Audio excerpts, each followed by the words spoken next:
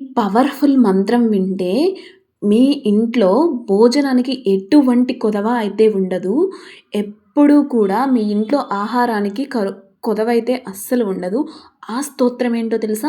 ధాన్యలక్ష్మి స్తోత్రం. ఎంతో పవర్‌ఫుల్ స్తోత్రం. ఈ స్తోత్రం అయితే మనం రోజుకు 3 సార్లయితే పారాయణం చేసుకోవడం వల్ల ఆ ధాన్యలక్ష్మి అమ్మవారు మన ఇంటి నుంచి వెళ్ళమన్నా కూడా వెళ్ళరు. ఆహారానికి ఎలాంటి కొదవ అయితే ఉండదు. ఆ స్తోత్రం అయితే ఏంటో చదువుకుందామా?